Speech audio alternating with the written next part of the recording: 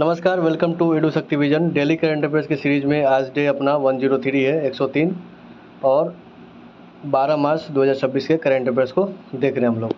पहला number question है, निम्न में से किस दिन हर साल अंतर्राष्ट्रीय प्रसन्नता दिवस यानी कि इंटरनेशनल डे ऑफ हैप्पीनेस मनाया जाता है? तो ऑप्शन है 17 मार्च, 18 मार्च, 19 मार्च या 20 मार्च। तो 20 मार्च को हर साल हम लोग मनाते हैं इंटरनेशनल डे ऑफ हैप्पीनेस यानी कि अंतर्राष्ट्रीय प्रसन्नता दिवस। ऑप्शन नंबर डी इसका सही आंसर हो जाएगा, ऑप्शन नंबर डी। अगला क्वेश्चन है कि हाल ही में किस देश को वैश्विक नारियल उत्पादन में पहला स्थान दिया गया है? तो ऑप्शन से इंडिया, इंडोनेशिया, फिलीपींस या जापान। तो भारत दुनिया भर में वैश्विक नारियल के उत्पादन में पहला स्थान प्राप्त कर लिया है। ऑप्शन नंबर ए इसका सही आंसर हो जाएगा, भारत। निम्न में से किस राज्य में पशुधन की सुरक्षा और बीमारी के प्रसार को रोकने के लिए राज्यव्यापी foot and mouth disease FMD टीकाकरण अभियान चलाया जा रहा है? ऑप्शन से मध्य प्रदेश, गुजरात, बिहार या वेस्ट बंगाल। तो ये चला रही है गुजरात की गवर्नमेंट यानी कि ऑप्शन नंबर बी गुजरात में चलाया जा रहा है foot and mouth disease FMD। किस चीज़ के लिए? पशुधन की सुरक्षा और बीमारी के प्रसार को रोकने के लिए। अगला क्वेश्चन है, हाल ही में टाइम्स मैगजीन द्वारा 100 ग्रेटेस्ट प्लेस ऑफ 2026 में कितने भारतीय स्थानों को शामिल किया गया है? ऑप्शन से 3, 5, 7 या 11। तो भारत का 3 शहर को या 3 प्लेस को शामिल किया गया है किस चीज़ में? Times magazine of 100 great place में। तो ऑप्शन नंबर ए इसका सही आंसर हो जाएगा, 3।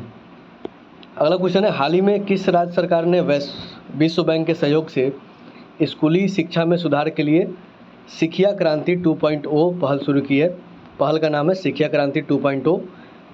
सहयोग कौन दिया है? विश्व बैंक ने दिया है। किस राज्य को? तो ऑप्शन से मध्य प्रदेश, उत्तराखंड, बिहार या पंजाब।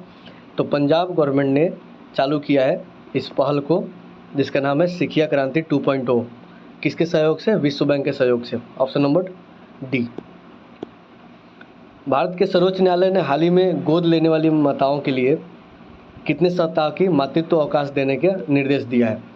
ऑप्शन से 4 वीक, 8 वीक, 12 वीक या 16 वीक। तो 16 वीक का निर्देश दिया है अवकाश का। किसके लिए? जो महिलाएं गोद लेती हैं उसके मातृत्व अवकाश के लिए। ऑप्शन नंबर सी इसका सही आंसर हो जाएगा।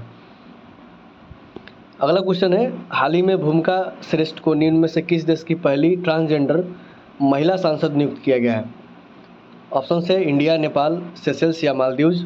तो नेपाल में हाल ही में इलेक्शन हुआ था और इसमें एक सांसद बनी है जो कि पहली ट्रांसजेंडर है नेपाल के इतिहास में, जिसका नाम क्या है? भूमिका श्रेष्ठ। ऑप्शन नंबर बी नेपाल इसका सही आंसर हो जाएगा। निम्न में से किसे हाल ही में किस ह्यूमैनिटेरियन अवार्ड 2025 से सम्मानित किया गया है? ऑप्शन से नीता मानी, शिवनाथर, नंदन नीलेकनी या सोनू सूद। तो इसका आंसर हो जाएगा नीता मानी को मिला है किस humanitarian award 2025? Option number A.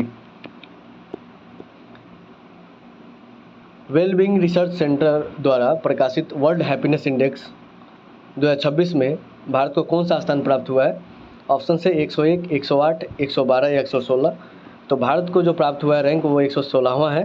किस चीज़ में? Happiness index, world happiness index 2026 में 116। पहला स्थान पर लगातार 9 साल से फिलीपींस है। अगला क्वेश्चन है, केंद्र सरकार ने हाल ही में भारत के औद्योगिक बुनियादी ढांचे को मजबूत करने के लिए और विनिर्माण क्षेत्र में विकास में बढ़ावा देने के लिए कौन सी योजना शुरू की है? ऑप्शन से विश्वास, सबल, भव्य या प्रबल। तो भव्य योजना का शुरुआत किया है भारत सरकार ने। किस चीज़ के लिए? औद्योगिक बुनियादी ढांचों को मजबूत करने और विनिर्माण यानी कि इंडस्ट्रियल क्षेत्रों को विकास करने के बढ़ावा देने के लिए भव्य पोर्टल को शुरू किया है। ऑप्शन नंबर सी इसका सही आंसर हो जाएगा। हाल ही में किसे भारत इंटरफेस फॉर मनी यानी कि भीम भुगतान ऐप का ब्रांड एम्बेसडर चुना गया है? भीम UPI जो हम लोग यूज़ करते हैं उसका ब्रांड एम्बेसडर को किससे नियुक्त किया गया? ऑप्शन से रोहित शर्मा, MS धोनी, अक्षय कुमार या आलिया भट्ट। MS धोनी को, option number B, MS Dhoni को नियुक्त किया गया है ब्रांड एम्बेसडर भीम UPI का। Option number B. निम्न में से किस राज्य में भारतीय सेना द्वारा तकनीक आधारित युद्ध अभ्यास जिसका नाम है अमोघ ज्वाला का सफलतापूर्वक आयोजन किया गया है? ऑप्शन से उत्तर प्रदेश, तमिलनाडु, बिहार या वेस्ट बंगाल। तो उत्तर प्रदेश में सफलतापूर्वक आयोजन किया गया है एक युद्ध अभ्यास का जिसका नाम है अमोघ ज्वाला। हाल ही में किसे चीन में भारत के राजदूत के रूप में नियुक्त किया गया है, यानी कि भारत के कौन से व्यक्ति है जिसे चीन में राजदूत भेजा गया। ऑप्शन है विक्रम मिस्त्री, नंदिता यादव, अशोक शर्मा या विक्रम दोरईस्वामी। तो विक्रम दोरईस्वामी बन गए हैं चाइना के, भारत की तरफ से चाइना में राजदूत। Option number D Vikram Doraiswamy. 19 मार्च के करंट अफेयर्स को हम लोग रिवीजन करेंगे कि भारत ट्राइब्स फेस्ट 2026 का उद्घाटन किया गया नई दिल्ली में। द म्यूजियम एकेडमी चेन्नई द्वारा प्रतिष्ठित संगीत कला निधि पुरस्कार 2026 किसे दिया गया है, ये दिया गया जयंती कुमारसेन को। नेशनल पैरा एथलेटिक्स चैंपियनशिप 2026 का आयोजन कहाँ हो रहा है, भुवनेश्वर में हो रहा है।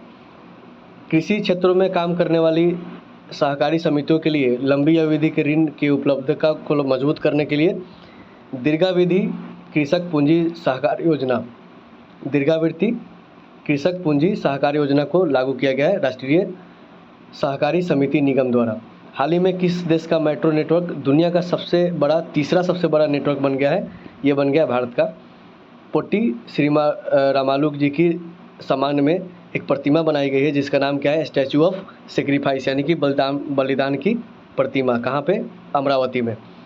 एशिया के सबसे बड़े ट्यूलिप गार्डन का उद्घाटन किया गया श्रीनगर में। 17 मार्च 2026 को नारकोटिक्स कंट्रोल ब्यूरो यानी कि एनसीबी का कौन सा स्थापना दिवस मनाया गया, 41वां मनाया गया है। दिव्यांग शक्ति योजना किस राज्य में शुरू की गई, आंध्र प्रदेश में। सिटी यूनियन बैंक का प्राथमिक ब्रांड एम्बेसडर नियुक्त किया गया रविंद्र जडेजा को। उत्तराखंड सरकार ने 4 धाम यात्रा के दौरान रियल टाइम हेल्थ मॉनिटरिंग के लिए कौन सा पोर्टल चालू किया है, इसका नाम है ई स्वास्थ्य धाम पोर्टल। एक वित्तीय वर्ष में 50 मिलियन टन लोहे अयस्क का उत्पादन करने वाली भारत की पहली खनन कंपनी बन गई है जिसका नाम क्या है, NMDC। वैश्विक पुनर्चक्रण दिवस यानी कि रिसाइकलिंग डे मनाया जाता है 18 मार्च को हर साल। आज का सेशन यहीं पे समाप्त होता है। मिलेंगे अगला सेशन जो कि 21 मार्च के करंट अफेयर के साथ मिलेंगे। Thank you for watching.